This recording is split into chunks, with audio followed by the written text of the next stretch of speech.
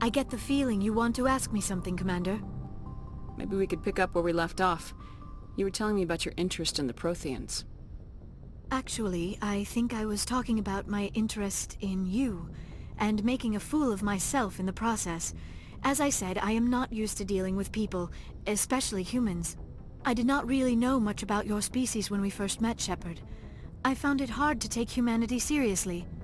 Your kind always seemed so rushed and high-strung. We don't have the luxury of time, and Asari can live for 1,000 years. We're lucky if we hit 150. That is true. At first I thought that was a weakness of your species. After spending time with you and your crew, however, I think it may actually be an advantage. You humans are creatures of action. You pursue your goals with an almost indomitable determination. It is an admirable trait, but also an intimidating one. You're scared of us? Unfortunately, the rest of the galaxy sees humanity as something of a bully. You run over anyone in your path to get what you want. It is up to people like you to change their minds, Shepard. I'm doing the best I can, Liara. There is a reason the Council chose you to become a Spectre. They saw something special in you. The best of what humanity has to offer. I looked into your history. I know what you did during the Blitz. It was a remarkable display of courage and heroism. Why are you so interested in me? I wanted to know more about you. To understand what made you into the woman you are. There is something compelling about you, Shepard. You're interested in me because of my visions. You just want to know more about the Protheans. I admit, your connection to the Protheans had something to do with my initial interest, but it has grown beyond that. You intrigue me, Shepard, but I was not sure if it was appropriate to act on my feelings. I thought there might already be a relationship between you and Lieutenant Alenko. The Lieutenant and I are just friends. Nothing more. My mistake, then. I am not as adept at understanding human relationships as I thought. But what about us, Shepard? Is there a mutual attraction, or was I wrong about that too? No, you were right. There is something between us. I knew it, and I knew you felt it too. But does this not seem rather strange? Why do I feel so close to you? We have only known each other a short time. We are from two different species. We have almost nothing in common. This makes no sense. These things never make sense. They just happen and we get swept up in the storm. You make it sound so chaotic, so dangerous. Don't tell me a little danger puts you off. This is all a bit overwhelming. I am not used to this. You. I need some time. Take all the time you need, Liara. I'll be here. Thank you, Shepard. Let's just talk about something else for now. I should go. Goodbye, Shepard.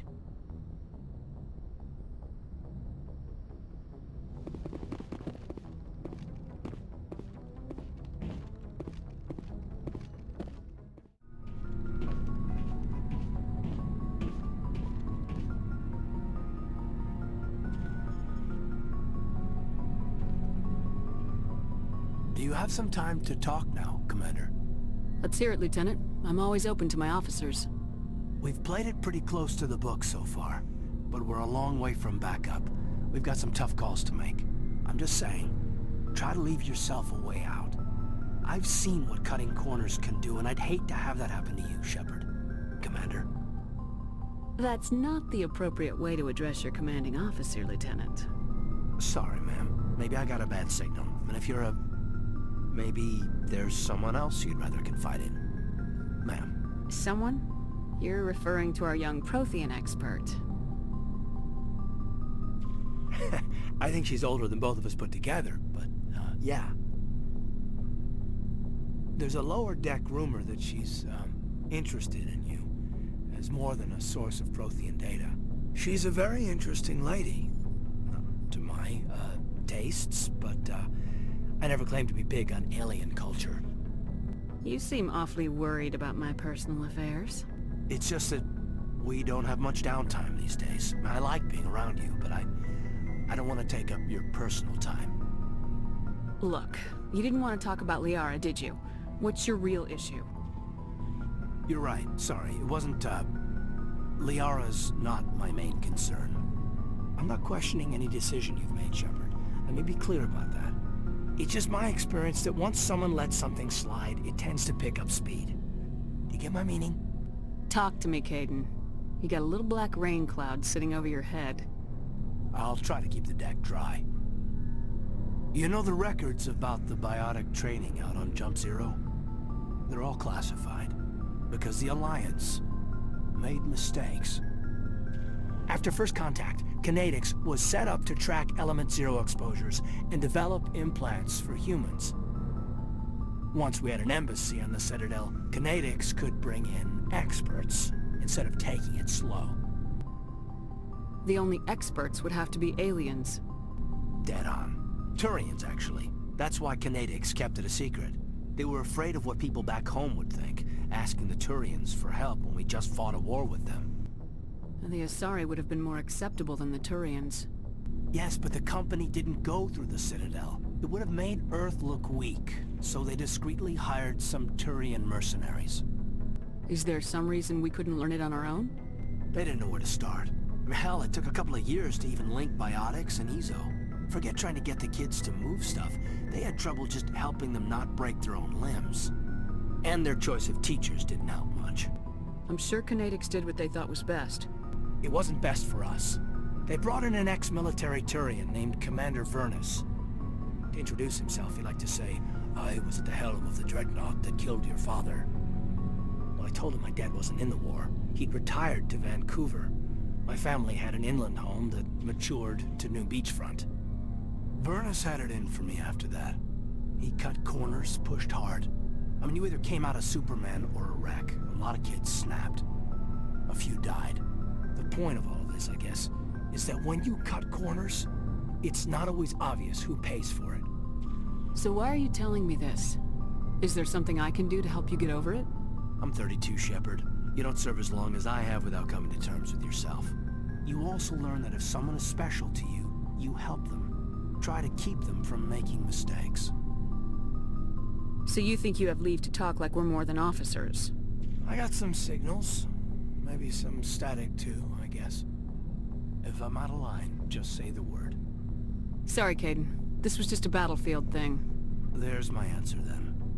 I'm sorry to have bothered you, Commander. I got some mixed signals. With your permission, I should return to my duties.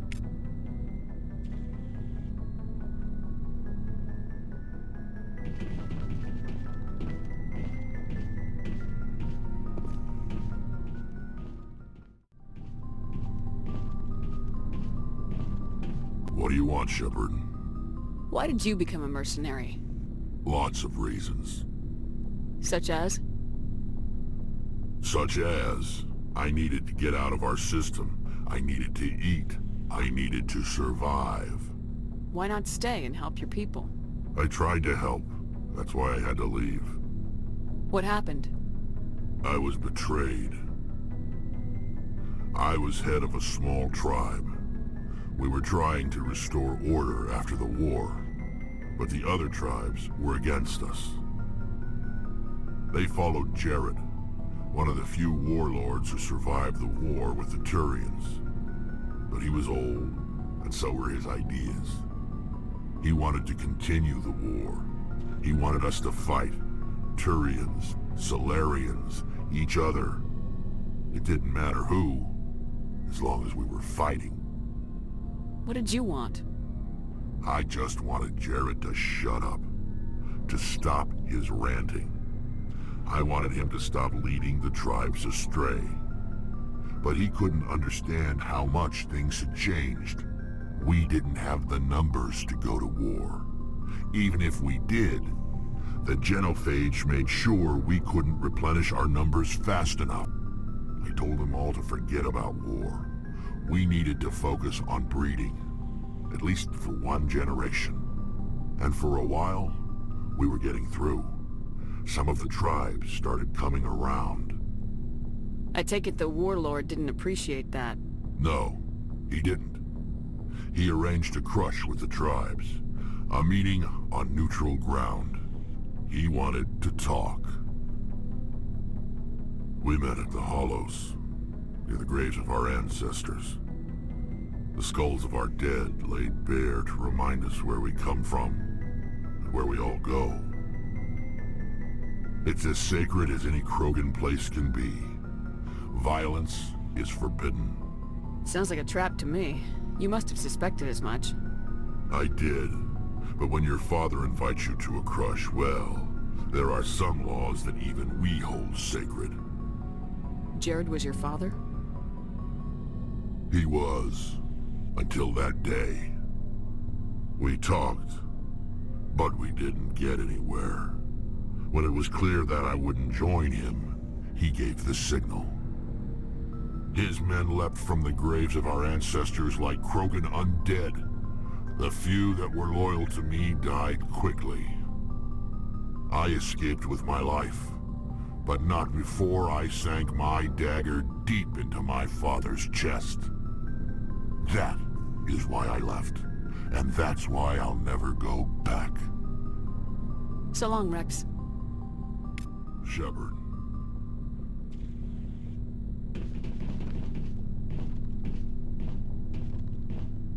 Commander?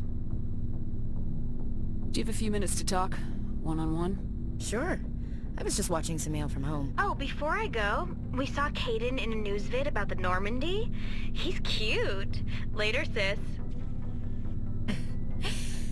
Let's pretend this never happened. Are you interested in the Lieutenant, Chief? Fraternization is against regulations, ma'am. Don't ask, don't tell. What's up? You didn't come by to eavesdrop on family mail.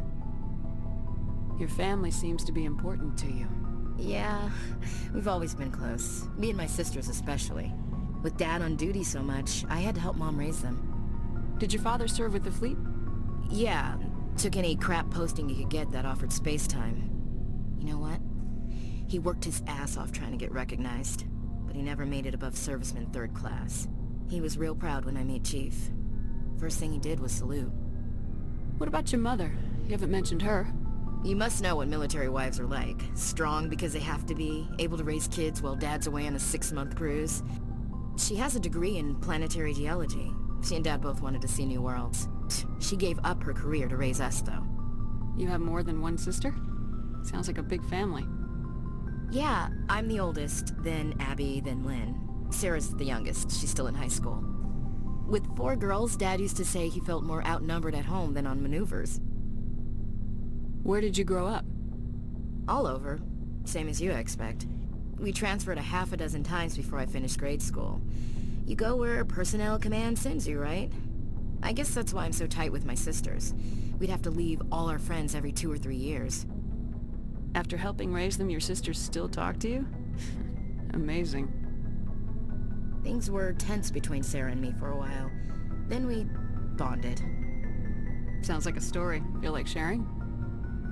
Sarah got herself a boyfriend who wanted to go faster than she did, Mike. I didn't think he was a bad kid, just pushy. Lynn would send me these worried vid mails, and I'd tell her to relax. Where were you when this was going on? I was on active duty. Sarah's graduating high school this year. This was only a couple of years back. They were on Amaterasu. At the time, I was assigned to Chernobog. Same cluster, but a dozen LY away. Close enough to talk regularly, too far to make it back in an emergency. I couldn't afford a fast packet flight. Sounds like that situation didn't last. Mike thought they'd go for a romantic walk in the woods, because he figured it was past time they did the deed. She levered Mike face first into a tree and left. Didn't have a scratch on her. Good thing Mom and Dad had us all learn some kind of self-defense. I took emergency leave and walked Sarah to school for a few days. Why didn't you tell the police? She said it wouldn't solve the real problem, and she and Mike would both become household names. It was a small colony. I said it was her call to make, that we should let her do it her way. Mom was pretty pissed about that. You said all of your sisters learned self-defense? Lynn did pistol practice, but didn't like it. She's kinda nervous. Sarah took Aikido. Abby decided to learn the sword. She always was a little weird. Likes big skirts and tops you have to tie her into. They do great things to her figure, though. So, what did you learn? One of Dad's friends taught me Marine hand to hand. You traveled all the way home to walk your sister to school. It was only a dozen light years, like a day's cruise. It's not like I was going to Earth or something. My last day out, Mike was waiting for us. Sarah had told her friends, so everyone at school knew what he did. He wasn't happy. I wanted to snap him in half, but Sarah gave me this look, this let me handle it, I need to do this alone look. She kept her cool, God bless her, as he screamed in her face. She just let him vent. Then he tried to punch her. I swear, she just flowed around him. Next thing I knew, he's face down on the sidewalk, and there's blood everywhere. That's unbelievable. Sarah must be as good as you. Better. I'm more or less a straight-up puncher. When he swung, she wasn't there anymore, and he fell. She helped him stop the bleeding and had me call an ambulance. She told the paramedics he fell. Before they took him to the hospital, Mike touched Sarah's arm. I thought he was going to end up on the ground again. But he hung his head, whispered, "I'm sorry," and started crying. And she hugged him. The Williams women are a decisive bunch, Commander. We do things when we're ready. Not before, not after. Where was your father during this? Wasn't your family stationed near him? Dad always wanted to serve in space, but he wanted us to have real ground under our feet. He'd say, space is beautiful, but you can't raise a family there. I cannot rest from travel. I will drink life to the lees. All times I have enjoyed greatly, have suffered greatly, both with those that loved me and alone. For always roaming with a hungry heart, much have I seen and known, cities of men and manners, climates, councils, governments. I didn't know you liked classical literature. Ulysses was my dad's favorite poem. Every time he shipped out, he recorded me reading it. He had a dozen versions when he retired. Does he still like it? I sure hope so. I read it to his grave every time I go home. Dad passed on a few years back. He's probably still watching, though. You mean from wherever we go after death? Dead on, Skipper. He's with God now. That's not a problem with you, is it? That I believe in God? Your beliefs are your business. I'm your commanding officer, not your moral compass. I appreciate that, Skipper. I should get back to my duties. Didn't mean to take up so much of your time. What's your opinion of the last mission? Gotta admire those colonials. That's about the worst place for a colony I've ever seen. Given the option, I'd get the hell out of Dodge. Dismissed, Chief. Ma'am.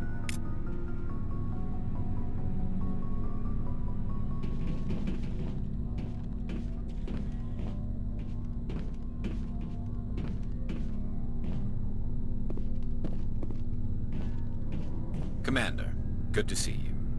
You've been with CSEC a while. Have you seen much action? Well, not as much as you, but yeah, I've seen some interesting things. I bet you have. Anything in particular that stands out? I remember this Solarian geneticist I was sent to investigate. That case was a bit disturbing. What happened? Why were you investigating him? I was tasked with tracking black market trade on the Citadel. Most of it harmless, nothing I needed to pursue. But during the course of my investigation, I noticed an increase in the trade of body parts, organs mostly. We usually get a few of those, but not the numbers I was seeing. We weren't sure if there was a new black market lab or if some freak was harvesting organs from citizens. You've seen this before on the Citadel?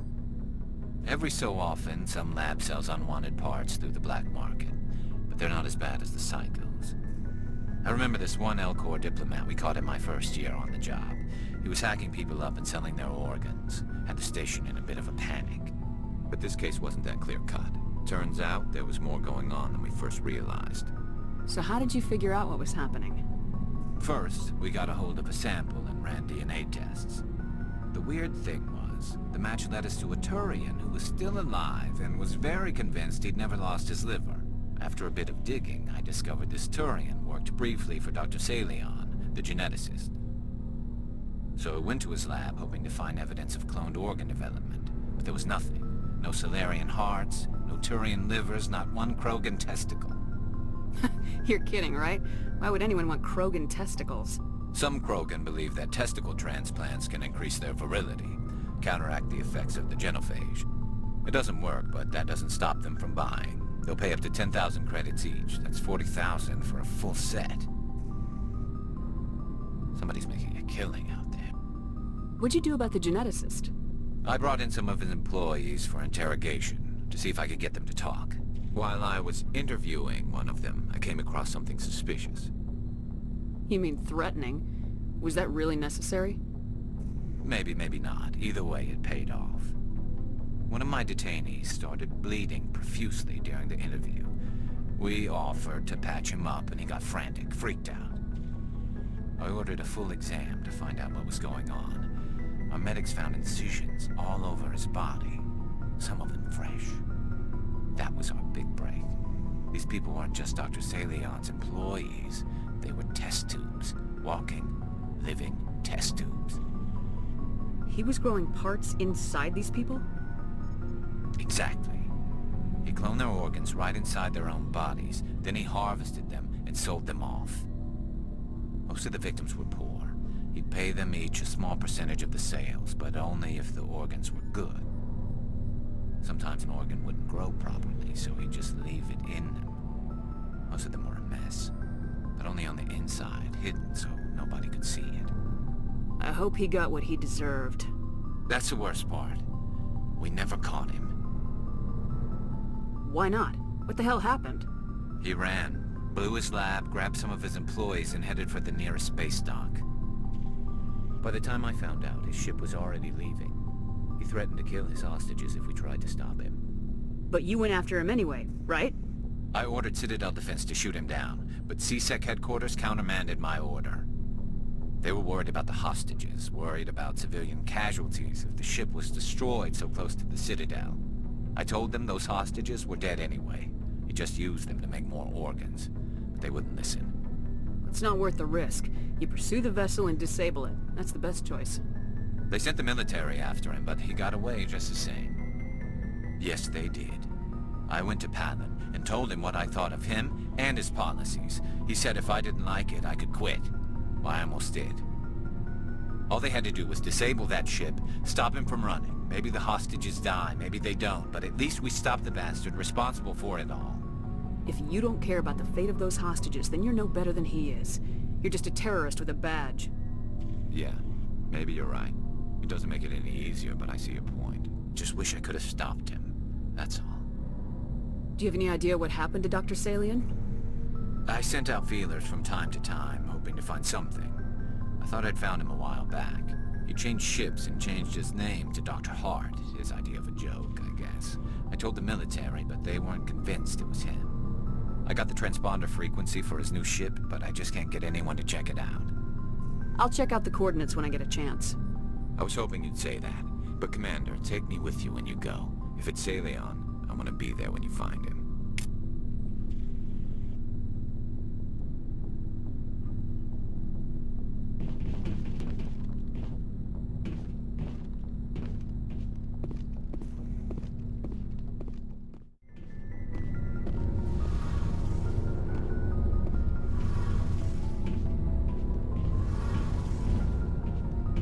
Shepard, I'm glad you're here.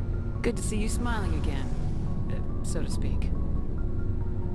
I'm sleeping much better now. I guess I'm getting used to how quiet your ship is. I still think a lot about my pilgrimage, though. I know Starin's our top priority, but with all the worlds we go to, I was hoping to find something to bring back to the flotilla. We've still got a long way to go. You'll find something to take back. Yes, but it cannot just be some derelict ship my people can use for salvage. It has to be more than that. There's a lot expected of me. What's so special about you? It's my father. He's the senior member of the Admiralty Board. He's one of only 5 people who can overrule the decisions of the Conclave for the good of the migrant fleet. My father is responsible for the lives of 17 million people. Our entire race is in his hands, and I'm his only child. So are you some kind of heir to the Quarian throne or something? No, it doesn't work that way. My father's position isn't hereditary. I'll probably never serve on the Admiralty Board myself. Officially, I'm just the same as any other citizen. But it doesn't work that way in practice. People have always treated me differently because of who my father is. You must get all kinds of special privileges. I probably had it easier than most growing up, but it's not all good. People like my father have enemies, and they're not above using me to get to him. That must be tough on you. My people place a high value on family and ancestry. There's an unspoken expectation that I'll live up to my father's example. Everyone's waiting for me to do something great on my pilgrimage, something that will forever change our lives for the better. If I don't, it's like I failed, and that reflects badly on both me and my father. The work you're doing here is more important than anything any Quarian's ever done before. Yes, I know. But you have to understand Quarian culture. We're a very insular society. The events beyond the flotilla don't much matter to the average citizen. Our greatest dream is that one day, we'll return to our homeworld and drive out the Geth. But even if we stop Seren, that's not going to happen. There's still millions of Geth behind the veil. Until they're gone, our exile will continue. What would you need to bring back to make everyone happy? Something that would help us better understand the Geth. They've changed significantly since the exile. They've continued to evolve. We've done our best to study them, but it's not easy. They're very reclusive. Until recently, they never went beyond the borders of the Veil. And all the Geth we run into now are under Seren's control. We'd need to find Geth operating on their own, independently. But I don't want this to get in the way of our mission, Shepard. First, we stop Seren. Then I'll worry about my own problems. What was your father like?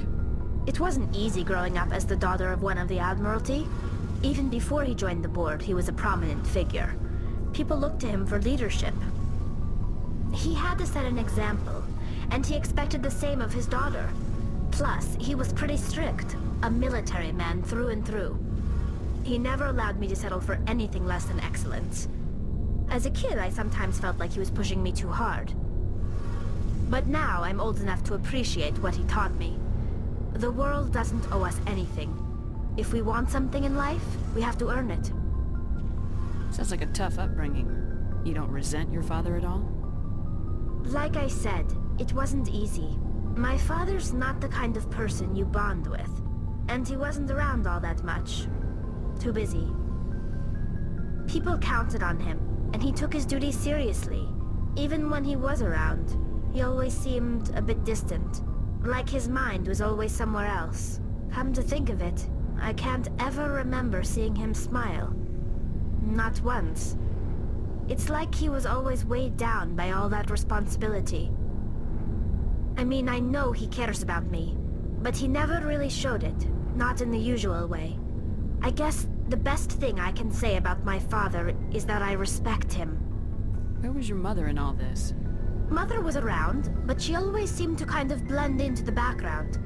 Almost like she was overshadowed by my father. He tends to do that to people. She passed on about 5 years ago. Some airborne virus that swept through the fleet. Happens sometimes when the filters start to break down. I think my father took it pretty hard.